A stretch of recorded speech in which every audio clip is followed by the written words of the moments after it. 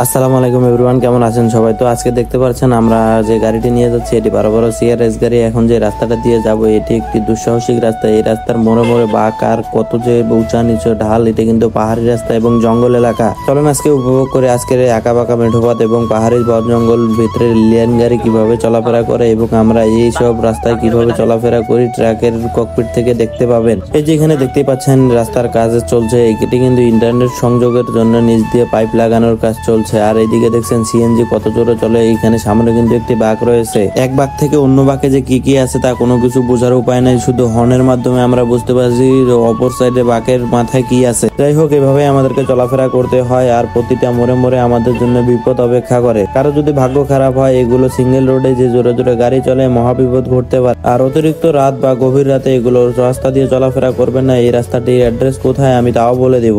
এই রাস্তাটি হচ্ছে টাঙ্গাইল ঘাটাইল সিএনজি স্ট্যান্ড থেকে হাতের ডান দিক দিয়ে ঢুকে টাঙ্গাইল শহর বাইপাস হয়ে একদম চলে গেল। মনে করেন যে সাগরদিঘি রোড, এটাকে বলে সাগরদিঘি রোড বললে সবাই চেনে। আর আমাদের গাড়ির ককপিটটা দেখতেই পাচ্ছেন কত সুন্দর আর্টিফিশিয়াল ফুল দিয়ে সাজানো হয়েছে, যে কারো দেখলে মনমুগ্ধ হয়ে যেতে পারে। আর বাহিরের প্রাকৃতিক দৃশ্য দেখলে মনটা জুড়িয়ে যায়। এই রাস্তাগুলো দিয়ে যখন আপনারা রাতে চলাফেরা করবেন অবশ্যই প্রচুর সাবধানতা অবলম্বন করে চলাফেরা করবেন, কারণ এগুলো রাস্তাতে যে কোনো সময় ডাকাতি দুর্ঘটনা ঘটতে পারে এবং বিভিন্ন পোকামাকড় তো রয়েছে। তাই নিজের সাবধানতা নিজের কাছে। যখন এই রাস্তা দিয়ে ইমার্জেন্সি যাবেন তখন অবশ্যই ডানের উপরে যাবেন, কারণ এগুলো রাস্তাতে স্লো গেলে নিজের বিপদ নিজে ডেকে আনা। জোরে যাওয়ার কথা কেন বলতেছি, কারণ এগুলো রাস্তাতে ছোট গাড়ির জাম খুবই কম, ফাঁকা থাকে, যার বিধায় টেনে যাওয়া যায়। কিন্তু বড় গাড়িও থাকে মাঝে মাঝে, যার কারণে বিপদও ঘটতে পারে। সেদিকে সতর্ক রেখে চলাফেরা করতে হবে। আর এখন যে রাস্তাটা দেখতে পাচ্ছেন এটি কিন্তু উঁচু টিলার উপরে বাড়িঘর রয়েছে। এই সব বাড়িঘর কিন্তু সবগুলো একটু উঁচু উঁচু স্থানে। এগুলো কিন্তু পাহাড় কেটেও অনেক বাড়িঘর বানানো আছে আর পাহাড়ের উপরেও অনেক গাছ রয়েছে।